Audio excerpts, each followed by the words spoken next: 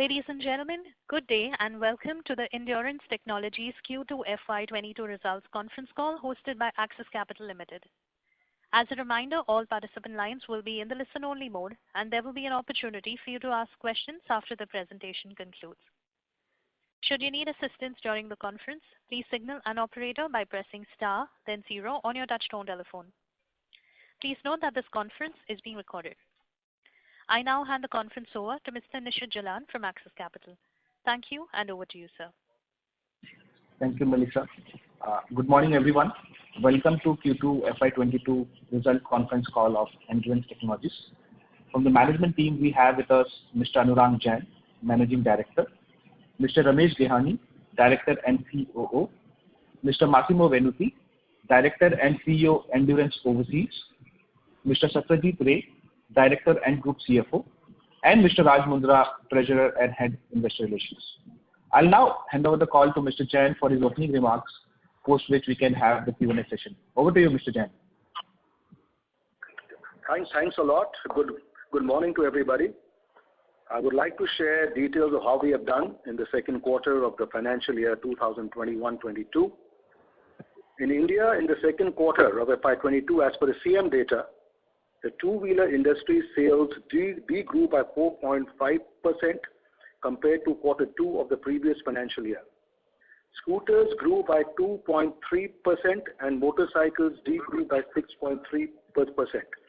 The automotive industry in India had a degrowth of 1.4%. As you all know, our two-wheeler business in India is approximately 80% of the total Endurance India standalone business. As per the CM report, the two-wheeler volumes for quarter 2 FY22 were at 52.2 million numbers as compared to 54.6 million numbers in quarter 2 of FY21. This 4.5% decrease from quarter 2 FY21 to quarter 2 FY22 two-wheeler volumes we feel is mainly due to the shortages of the ABS ECU for the 150cc plus motorcycles and the lower rural demand leading to lower entry-level two-wheeler demand. Against this two-wheeler volume drop of 4.5%, Endurance standalone top-line sales grew by 16.5%. In our overseas operations in quarter 2 of this financial year, the European and UK markets saw a decrease of 23.6% in the volume of passenger cars sold, while our European sales degrew by 19.5% in euro terms. I will now brief you on the financials of the second quarter of FY22. During quarter 2 of this financial year as compared to previous year's same quarter, our consolidated total net income grew from rupees 17,772.9 million to rupees 18,957.5 million. Consolidated EBITDA degrew from rupees 3,203 million to rupees 2,681.9 million. Consolidated EBITDA margin was at 14.1%. The profit after tax degrew from rupees 1,671.5 million in quarter 2 FY21 to rupees 1,333 million and was at 7. This included the income of the Maharashtra package scheme of incentives of rupees 302.6 million. There was no consolidated net debt and company had a positive cash flow of rupees 3,524 million. During quarter 2 of this financial year, our standalone total income grew from rupees 12,927 million to rupees 15,057 million. Standalone EBITDA degrew from rupees 2,357 million to rupees 2,170 million with an EBITDA margin of 14.4%. Standalone profit after tax degrew from rupees 1,343.9 million in quarter 2 FY21 to rupees 1,223.6 million, and the profit after tax was at 8.1%. This included the income of the Maharashtra package scheme of incentives of rupees 302.6 million. The main reason for the drop in EBITDA percentage is due to the RMC percent increase from 59.8% in quarter 2 of FY21 to 64.8% in quarter 2 of FY22. This is mainly due to the large aluminum alloy and steel price increases. We would like to mention that Endurance is focused in both its Indian and European operations for a profitable growth and in growing higher than the industry growth. The detailed financials are available with the stock exchanges and on the Endurance website. I would also like to now share certain key points for quarter 2 of this financial year. 79.4% of the consolidated total income, including other income, came from our Indian operations, and the balance 20.6% came from our European operations. In India, till quarter 2, rupees 2,364.40 million of new business has been won from OEMs, which included Hyundai, Tata Motors, Case New Holland, Hero MotoCorp, Mahindra & Mahindra, and Sanmina. I would like to mention that in addition, we have rupees 19,948 million worth of requests for quotes from OEMs, which are being discussed. Our focus is to supply all our 4 product area products to all our OEMs. I would also like to mention that Endurance is also focusing on a more value add and profitable product mix in its future business, which includes braking, suspension, and casting supplies to 2 and 3-wheeler EV OEMs and the new startups. Second is the 200cc plus motorcycle brakes and clutch assemblies with the help of our acquisition of Adler and Grimeca in Italy in the year 2020. The 200cc plus motorcycle brakes business has already started from September 2021, and the 200cc plus motorcycles clutch business will start by quarter 1 of the next financial year. Other product mix focus areas are the paper-based clutch assemblies replacing the cork-based clutch assemblies for motorcycles, the continuous variable transmissions or automatic clutch for scooters, the anti-lock brake systems or the ABS for 150cc plus motorcycles with our collaboration with Beijing West Industries, which is ex-Delphi. We have already started supplies to Bajaj Auto from September 2021 onwards. Next is the 200cc plus motorcycle inverted front forks and adjustable rear monoshock absorbers. This is with the help of our collaboration partners KTM AG. We are working with KTM to increase supply of both the on-road and also start with the off-road motorcycle higher technology, inverted front forks and rear shock absorbers, and we have already made a 5-year plan for it. We are also focusing on fully finished machine castings as compared to raw castings and semi-finished castings for 2, 3, and 4-wheelers. We are also focusing on aluminum castings machine business for non-automotive applications like for gensets and for the 5G telecom industry.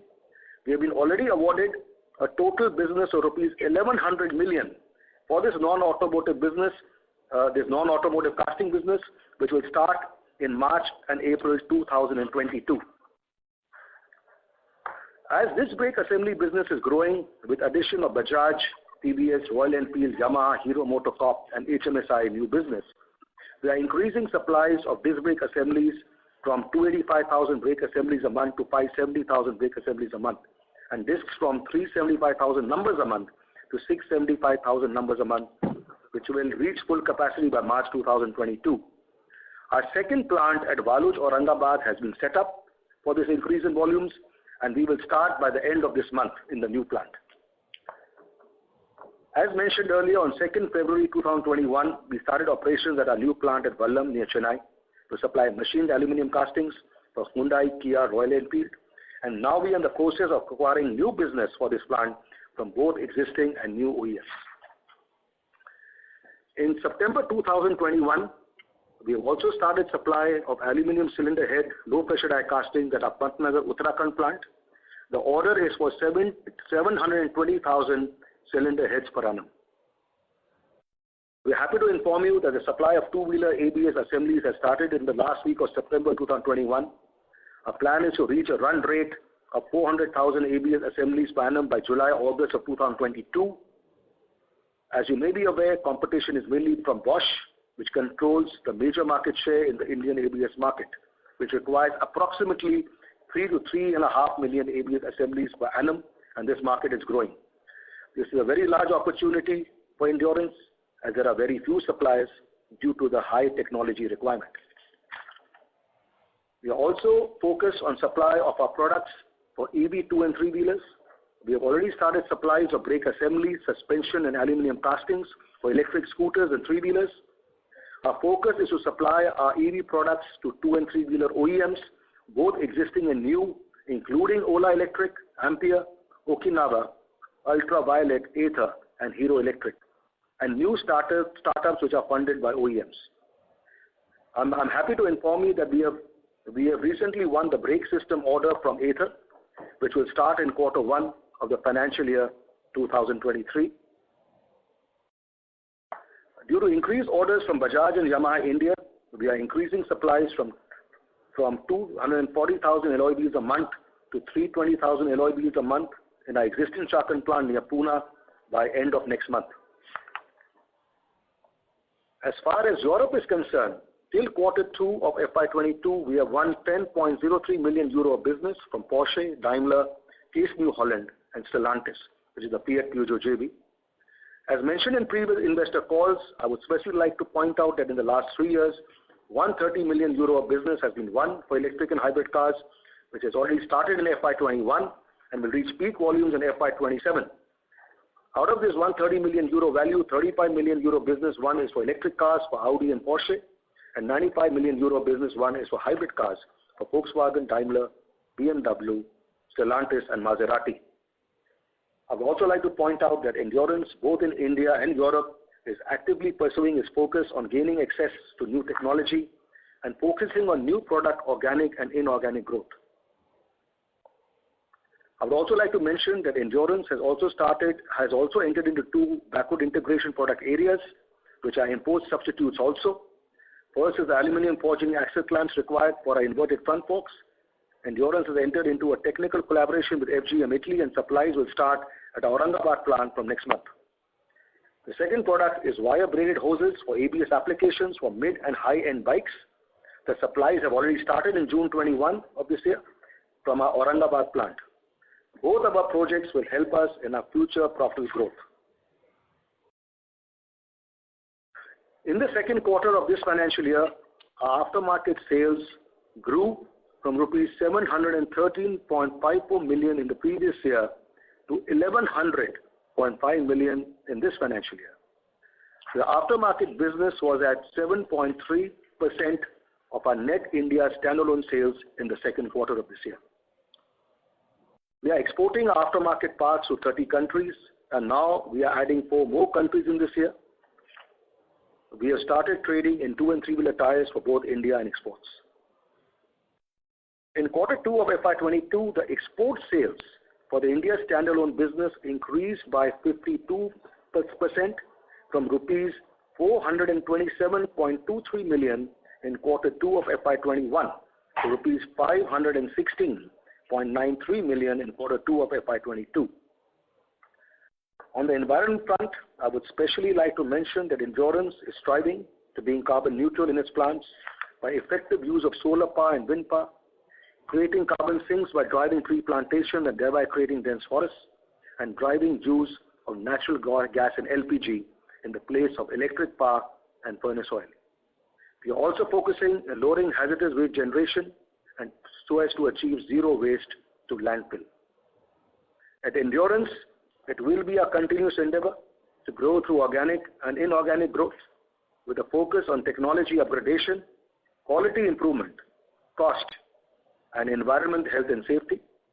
We will do our best to fulfill all our stakeholder expectations by following our 5 values of customer centricity, integrity, transparency, teamwork, and innovation. With these opening remarks, I would like to invite questions from all of you. Thank you very much.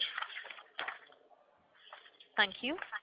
Ladies and gentlemen, we will now begin the question and answer session.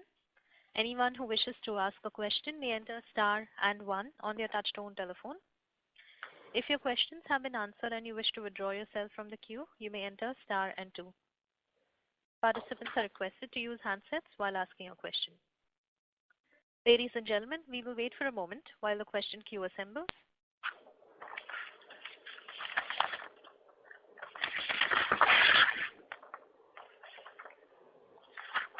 To ask a question, you may enter star and 1. We have the first question from the line of Ashutosh Tiwari from Equirus Securities. Please go ahead. Yeah, sir. You mentioned that you received the brake assembly order from Ather. Is there any other order as well from any of the EV OEMs? And what would be this quantum on this order, this Ather order? This is about rupees 500 million per annum to start with. And I would just like to say we are actively engaged with all the major two-wheeler EV companies, and we are quite at an advanced stage with most of them. Okay, and this Ather will start from Q1 FY23 you mentioned? Yes, absolutely. Okay, and secondly, on the alloy wheel side, is there a delay in the ramp up? You said that earlier you were talking about October 21 starting of plant. Now is there? So there is a delay of next year as far as the plant is starting, but as far as the supplies are starting, we are in fact supplying from our existing plant. Oh. So we have not been affected by schedules at all, but of course we are under stress on the existing plant. But from next month it should be much better because as you know we are starting for the increased supplies to both Bajaj and IYM, Yamaha India. Okay. And we're also talking to other OEMs quite actively. So we want to increase alloy wheel business now, from the new plant. Okay, so the new plant capacity will be 320,000. So the overall capacity will go to 320,000 units per month. Overall is 320,000 with the existing. So basically it's 80,000 numbers of alloy wheels a month, which is being increased in the new plant. But we can further increase it because the plant is large, so we can further expand that. It's not a problem. So you are seeing good traction in this alloy wheel business. So we are interacting with a few other strong OEMs on this, a very, very advanced stage for that. So when it happens, we will of course inform you. And can you provide some color on the margins in this business? Is it like decent margin? Because I think few calls back you mentioned that it may... The margin is decent. That I can assure you. Otherwise, I won't expand. So the margin is for sure decent.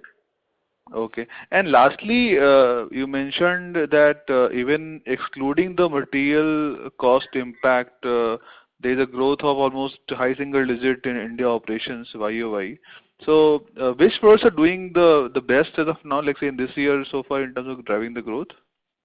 Sorry, I didn't understand. Sorry. You mentioned that in this quarter versus last year, there is a, even if I remove the material cost related increase in the selling prices, there is a high single digit growth YOY, right, versus industry decline.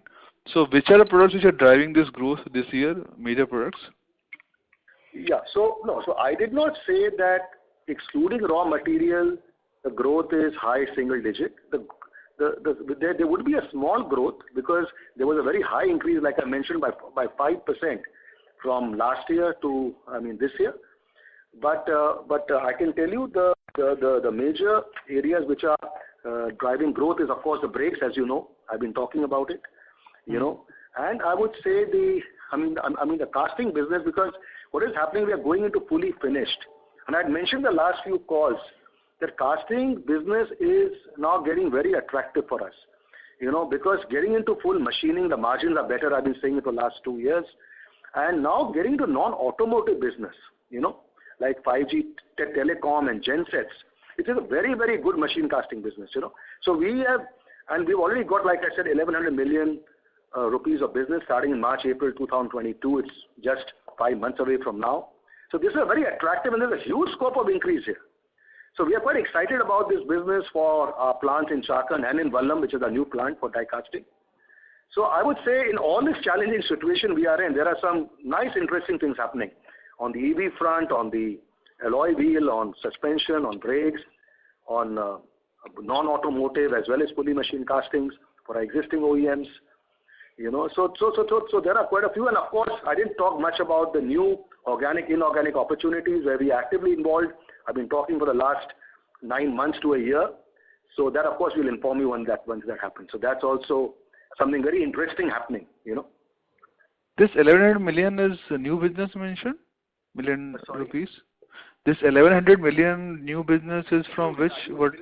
Yes, this will start from March and April 2022. So the company called Sanmina for the 5G telecom and the company called Generic for the gensets.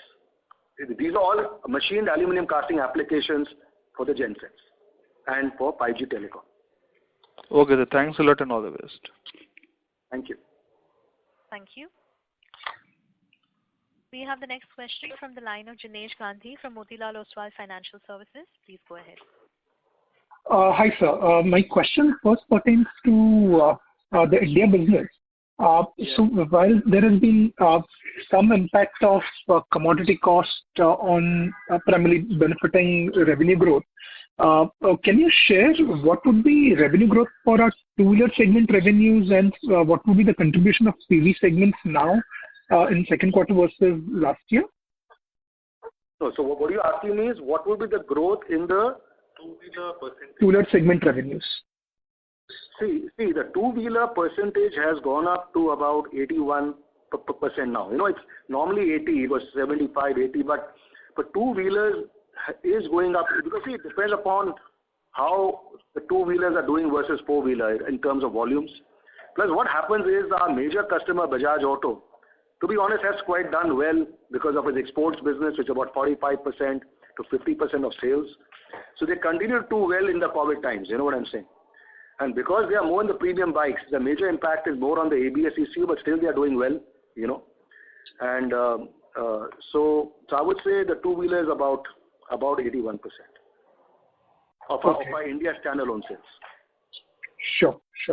And PVs would be still high single digit, or that has been also growing quite rapidly? Yeah, so four-wheeler has also grown. It is now about 6.5% of India sales.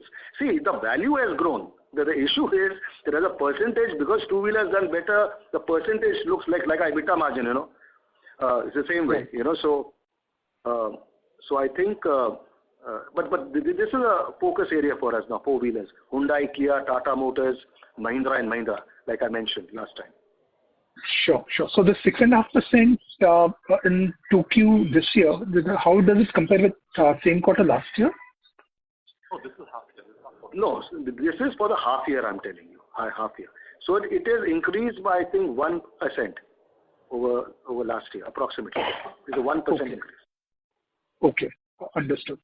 Second question is on the new product line which we have talked about. Any update on that? By when do you expect to close on that? Yeah, you are talking about the organic inorganic growth? Organic, yeah. Organic. I would say 2 projects at a very advanced stage. So that's all I leave it at, because I can only say that it's very interesting and exciting this thing. But we'll tell you once it's done. So we'll tell you about that. Okay. We've been acting for the last 1 year on this, but there are some good things happening which are on proprietary. I could say it is also EV specific. So our criteria when we evaluate is, of course, the market size and growth potential. It should be a technology product with barriers to entry. It should be few players. Of course, we look at the profitability and the ROC. It should be EV agnostic, and should have synergies with our operations and R&D strengths, which are there in Endurance. Right. And lastly, on the aluminum business, both in India as well as Europe, are you getting any feedback on shortage of magnesium and potential impact on our supply? Yeah, so magnesium, I think Mr. Massimo Benuti will tell you, as he needs more of that. As far as we are concerned, definitely the silicon shortage because of the power crisis in China, which is a major supplier of silicon, manufacturer and supplier, has created havoc, if you ask me. So there's availability at a price. So for example, we saw 50 to 60 rupees a kg going up on a price of about 170 rupees a kg from 1st October. So you can imagine what it does to the RMC percentage to sales. So that is the kind of issue. Of course, there are shortages, but it is available. If you are willing to pay the price, which all OEMs are willing because they can't lose sales. So that is the kind of impact. But I'm happy to tell you that steel is stabilizing. The steel pricing that is stabilized now. Which was just going crazy from Q3 of last financial year. But aluminum alloy is still going up, and only the new first is a scrap shortage. Then scrap prices went up. Now that stabilized a bit. Now you have the silicon shortage. I'm talking about India. As far as overseas is concerned, I'll request Mr. Venuti to speak on the magnesium. It's a similar situation, I think. Massimo? Yes. Would you like to explain about the magnesium? In the European market, in this moment, till today, we haven't had a problem with the aluminium. Even if, as you know, in Germany, we produce part of our production capacity with primary alloy, where there is the magnesium that arrives from China. Till today, no problem. We have strong contract with our supplier, even if we know that some competitor stopped the activity due to the fact that they haven't the open contract with the specific supplier. Apparently, the situation will improve starting from February. This is the feedback that we receive from our customer. And so, in this moment, as Endurance Overseas, no impact regarding the aluminium. Okay, and Massimo, any update on the European business chip shortage impact? I mean, 2Q obviously was quite bad, but based on the production schedules which are getting for third quarter and fourth quarter, are you seeing a material improvement in chip availability and in turn recovery for us? So in this moment, it's very difficult to understand clearly the situation, frankly speaking. I can tell you that we have seen a very bad result in terms of registration also in the month of October, as probably you know, because the market closed with more or less minus 30%, and also the production capacity in Germany they grew by more or less 40%. But now we are receiving the first positive signal for the month of November, December, and January. Apparently, we have seen an increase compared to the program of the last 8 weeks. So it means that probably we reached the minimum level from my point of view. The feedback from our customer is that starting from the first and the second quarter of 2022, we can come back to the normality. Also because, as you know, the situation of the semiconductor affected a lot of customers, a lot of automakers, but some like Ford, General Motors, Stellantis, much harder than others like Toyota, Tesla, and BMW. So it depends also from the contract that they had with the final supplier. In my opinion, the positive aspect in this moment is that we are working in a tough way with our customer for the new development. And so it means that they apparently want to confirm the volume for 2022 as per their previous forecast. Got it. Thanks. I'll come back in queue. Thank you. Participants, if you have a question, you may enter star and 1. We have the next question from the line of Aditya Jhawar from Investec Capital. Please go ahead. Yeah, hi. Thanks for the opportunity. Anurag, as you have mentioned in the press release that India business, excluding the impact of aluminium price increase, has grown at high single digits, excluding the impact even of government incentives. So similarly, if you can share a number for Europe, that what would have been the decline excluding the impact of aluminium price increase? So Massimo, would you like to answer that for Europe? Yes, for sure. So first of all, if we speak about the turnover, as Mr. Jain told you, despite a reduction of 23.6% of the general market, as Endurance Overseas, we have had a reduction of 19.5%. But if I consider the same price of aluminium, the reduction was more or less 23.6%. And so it means completely in line with the reduction into the market. Speaking about the turnover, if we speak about EBITDA, we closed the second quarter 2021 with 6.3 million of EBITDA, so it means 13.8% of EBITDA. If I try to offset the impact of the increase of aluminum, the turnover, the EBITDA should have been 14.7%. And so it means that we have had a reduction of EBITDA of 1% only due to the increase of aluminum. Okay. Fair enough. Next question is on the India business. Specifically for the die casting business, if you can help us understand that what kind of order wins we are seeing for electric vehicles, which are the products in die casting we are able to win for electric vehicle, what could be the pricing and comparable pricing for ICE products? See, as far as the weight of the castings is concerned, the weight may be slightly lower, but we are finding number of parts to be more, as far as EV is concerned, and as far as, I think I mentioned it last time, as far as value add is concerned, though I don't like to say it on such call, value add we are finding is better. Okay. Now the type of casting we are seeing, just to give you some idea, is for example battery housings.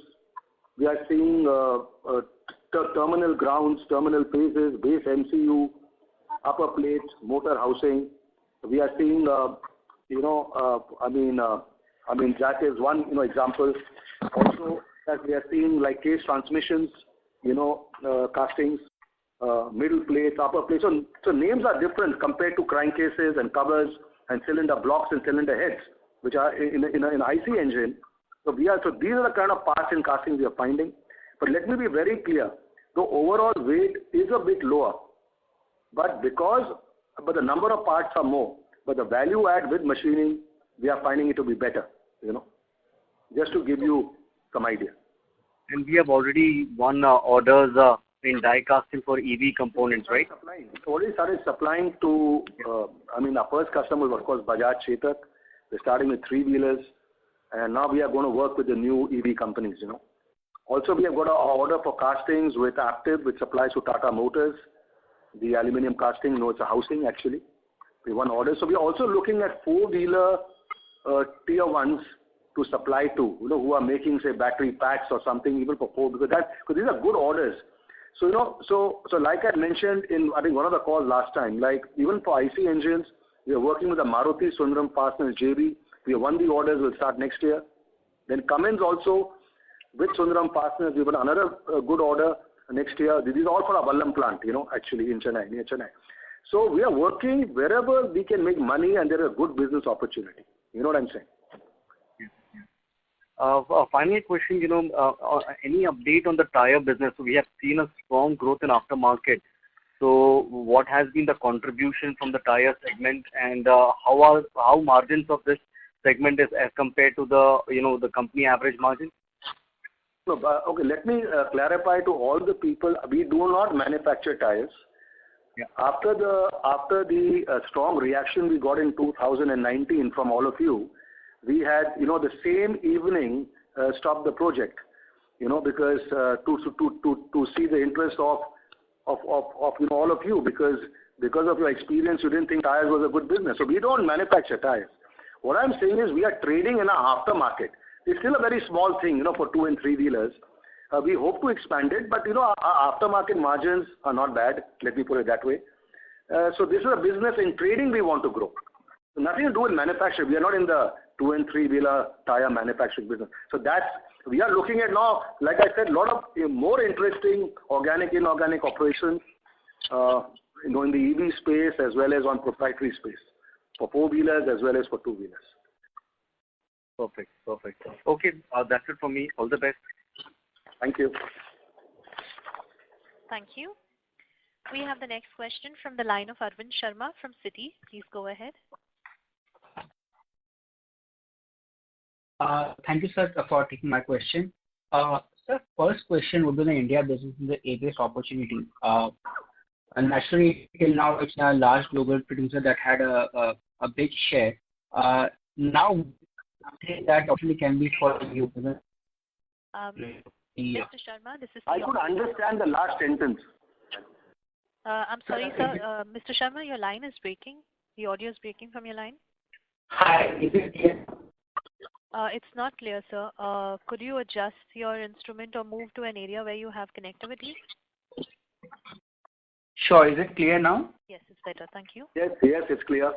All right. Thank you so much, and apologies for that. Sir, on the ABS opportunity in India, till now it's been one major global player that had a larger share. Since you are adding into it, what do you think, where do you think that your share in the overall pie can be in the domestic ABS market? That's a very, I don't like to give forward-looking figures. I can only tell you that we have created the confidence with our first customer. We had a benchmark, a major competitor, Bosch, and we have achieved, we had a tough 3 years, but we could match the performance. I said we are very competitive. Quality has to be very good. So right now, our capacity is at 400,000 in a market of 3 to 3.5 million. Let us stabilize that. I said we'll do it by August 2022. We should reach, because the challenge is not that we cannot do it even from next quarter, but the semiconductor shortages are affecting the ABS ECU supplies from a major supplier, Mandohela. But we hope that from April we will start doing much better volumes, and that's why July, August we should reach. I'm hoping to reach peak run rate at 400,000 per annum, and then we'll take it from there, because we are engaged with other OEMs. You see, Bajaj, I've said, is our godfather, and I've always said that. They give us always the opportunities, and then the rest OEMs normally do follow. So we are engaged with a lot of them, because nobody wants to only depend on one supplier. So the opportunity is huge. It's a very high technology item, very difficult item to meet standards of performance. It's taken us 3 years, and I must say our test track, 29-acre test track, has helped us to achieve it at least 1 year faster. Though we've been late, but still I would say we were 1 year faster. So ABS is of course a very, very good opportunity. Going forward. Sir, speaking on this, how cost efficient would be your ABS at the similar technology level? So does it provide the OEM more of a cost advantage while getting a similar or a higher quality of product? Yes. So that's exactly what I said. See, Endurance always enters at lower price than competition. And then I've said many times, we have our own strategy on operations, on sourcing, on technology, value engineering. So we still like to make a decent amount of money. Sure, sir. Thank you so much. Sir, the second question would be the normal question on the European operations. If you could share the revenue, EBITDA and PAT in euro terms for this quarter. Sure. Turnover second quarter 2021, 45.3 million. EBITDA 6.3 million, 13.8%. Net profit 1.6 million, 3.4%.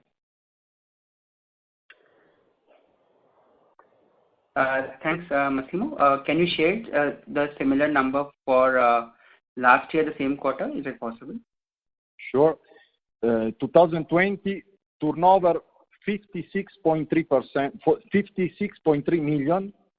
EBITDA 9.8 million, 17.4%. Net result 3.8 million, 6.8%.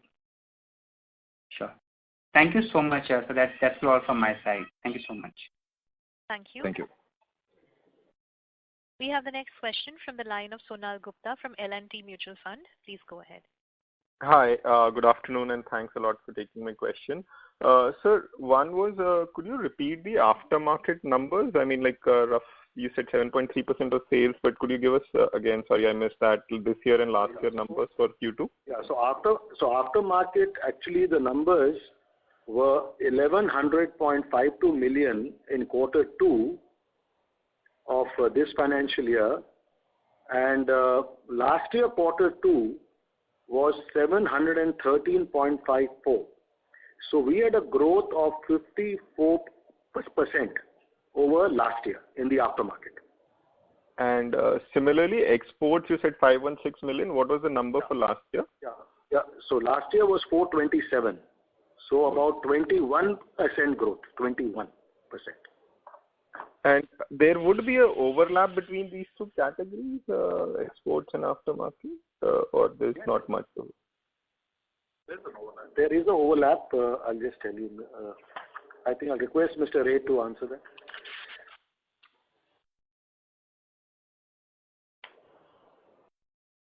Aftermarket exports in quarter 2 this year was about 31 crores compared to 22.5 crores last year.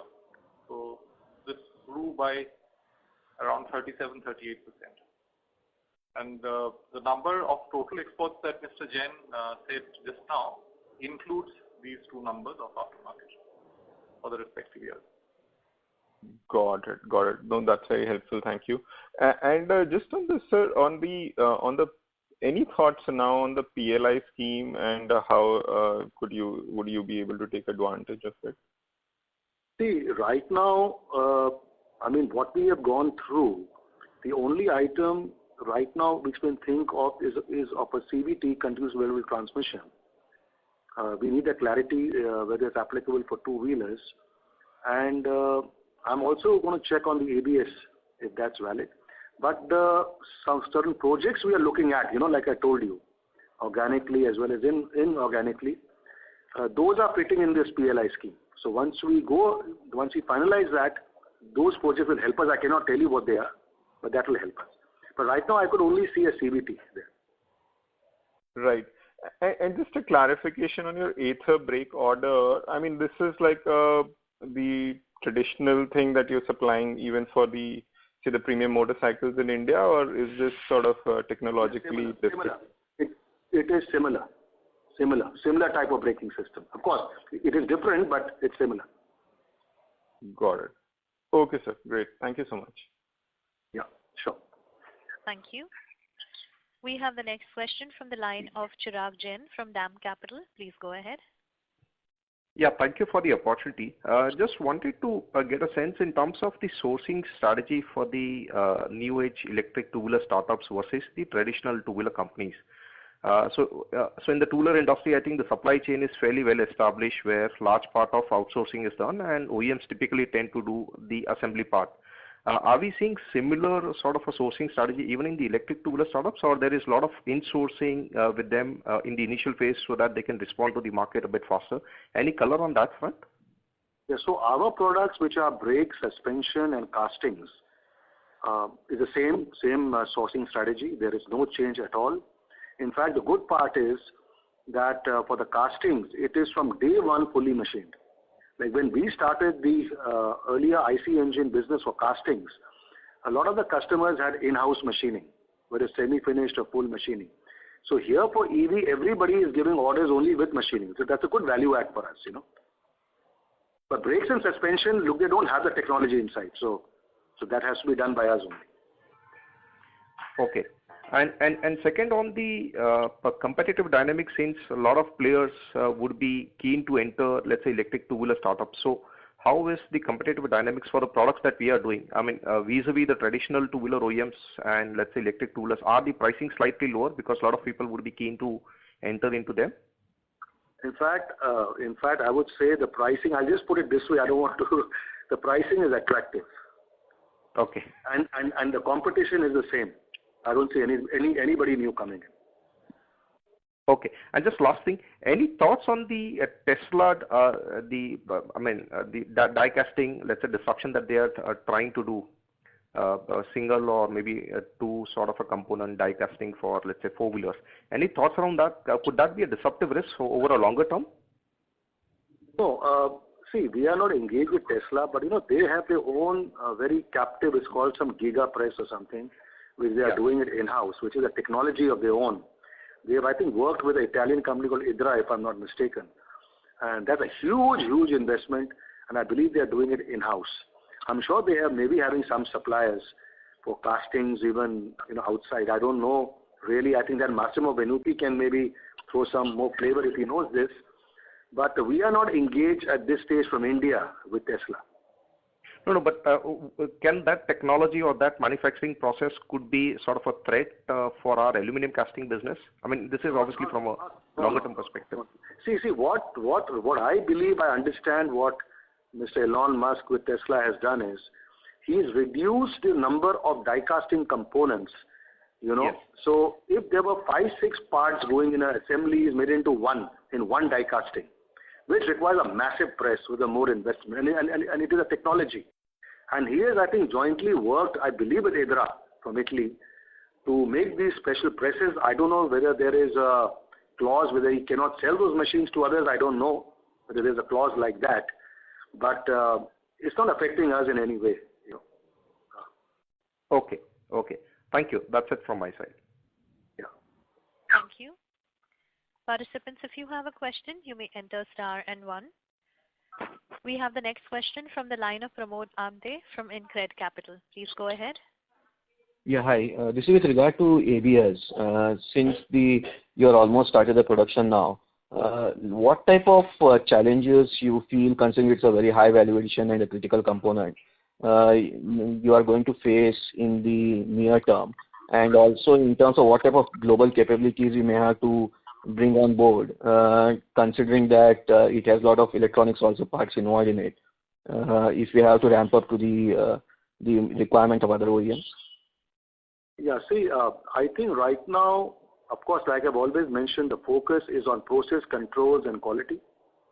So it's very important that we have 0 customer complaints and no warranties. I mean, that's our target, which is, I think, one, I would not say it's a challenge as well as a focus for us. And that's why we started with, a few thousand, then we went to 8,000, and we'll go slowly to 10, 15, 20, 25, 35, ultimately. So I think we want to do a gradual things to look at the quality. That is very, very important. As far as the concern today, which is there, the challenge is the semiconductors. I can easily supply double, easily. The semiconductor shortage, so we've already placed the longer term orders with Mando Hella, which will start increasing from January, and then we should normalize at our requirement.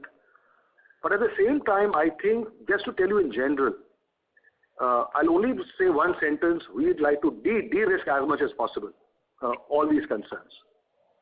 Whether it is a new supplier or it is in-house, that we will see. It'll take time, but that's always been our strategy. We do in-sourcing like we are doing, I said, like we did wire-braid hoses for ABS. We are doing in-house with our own technology. We're going to aluminum forgings. We'll be depending on high-cost suppliers from Europe. So we are doing our own. These are all areas where we want to make more money.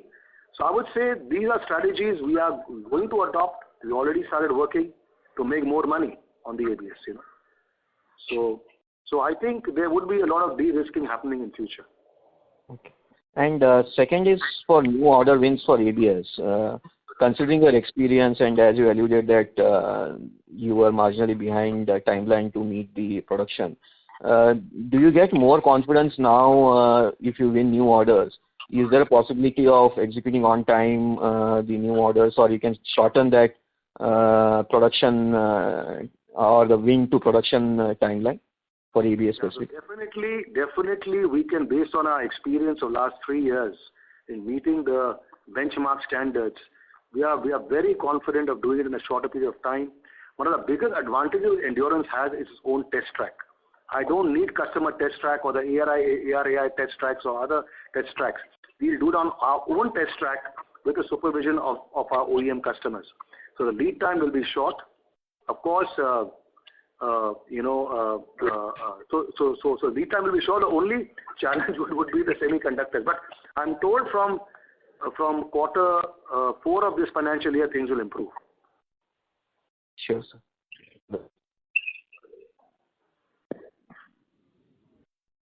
Mr. Amte, we are unable to hear you. No, I said I'm done. Thanks. Thank you. Participants, if you have a question, you may enter star and 1. We have the next question from the line of Jinesh Gandhi from Motilal Oswal Financial Services. Please go ahead. Hello. Hello. Hello. Yeah. Yeah, hi. So my next question pertains to the new business. We have seen a substantial reduction in staff cost on QoQ basis. Any one-off there, or this is primarily to do with the contract workers being lesser? Massimo, I think it's for you, Massimo? Massimo, there's a question on Europe about staff cost. So, Jinesh, can you repeat the question once more? Yeah. So we have seen a good reduction in staff cost on quarter-on-quarter basis vis-a-vis first quarter. So is there any one-off, or this is normal variance in line with the production?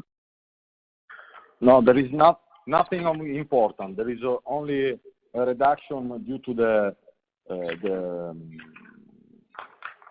wait a moment because I'm checking the number. There is a reduction of 4 million euros. No, it's only due to the different application of the cost due to the leasing contract. Because I explained to you, in Italy, the leasing contract are expenses and are not salary. And as you can imagine, due to the reduction of volume that we have had, we are doing insourcing of activity. The first activity that we can do in Italy, in Europe, when there is a reduction of volume, is to stop the leasing contract, okay, and to insource all the activity in order to work with our payroll people. And this reduction is only due to this effect. Okay. And the second question on the EU business, again, this quarter we had a tax write back.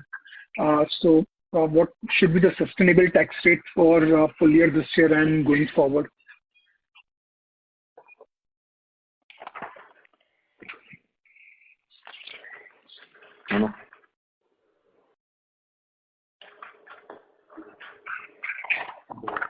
Sorry. Hello? Yeah. Did you get my question, Massimo? Primarily for the tax rate? The tax rate for full year, considering the second quarter had a write back, and sustainable tax rate going forward. Yes. Frankly speaking, I hope no, because as you can imagine, when there is a reduction in the tax rate, it means that there is some company that is losing money, or you are receiving incentive from the government. In this moment, it is only due to the investment that we have done in the past, where we have the tax asset. Also, in the next quarter, the situation will be the same. Starting from the first quarter 2022, we will come back to the normality.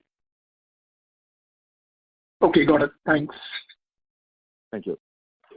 Thank you.